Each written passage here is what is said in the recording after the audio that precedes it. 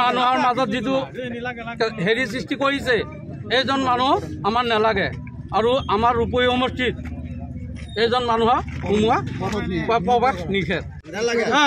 ৰকিবুলে যি গো মাংসৰ যি ৰাজনীতি কৰিলে আমাৰ মাইনৰিটি মানুহৰ লগত, গতিকে এতিয়া আমাৰ মাইনৰিটি মানুহ ৰকিবুল হুছেইনৰ ওপৰত বিক্ষুব্ধ হৈছে। কংগ্ৰেছে ৰাজত্ব কৰিছিল।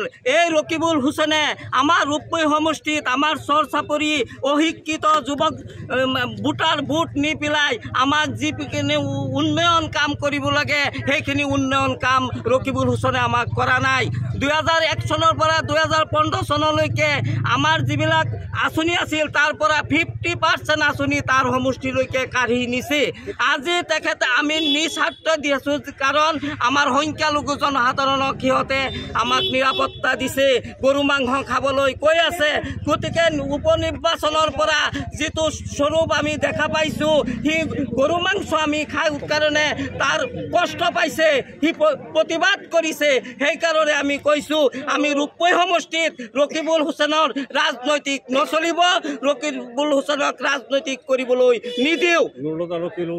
ৰকিবুল হুছেইন আৰু নুৰুল হুদা নিদিওঁ। ৰকিবুলে আনি দিছে, যি নুৰুল হুদাই আজি আমাৰ সমষ্টিক একো কাম কৰা নাই। আমাৰ সমষ্টি এতিয়াও চামাগুৰি সমষ্টিক উন্নত, কাৰণ ৰচিদুল হকে ইয়াত দুটাকৈ কলেজ, বহু হাই স্কুল, MP স্কুল চলাই থৈছিল। তাৰ পৰা ৰচিদুল হকে দিছে, এতিয়াও আমাৰ সমষ্টিৰ পৰা উন্নয়ন চামাগুৰিৰ নিচিনা হোৱা নাই।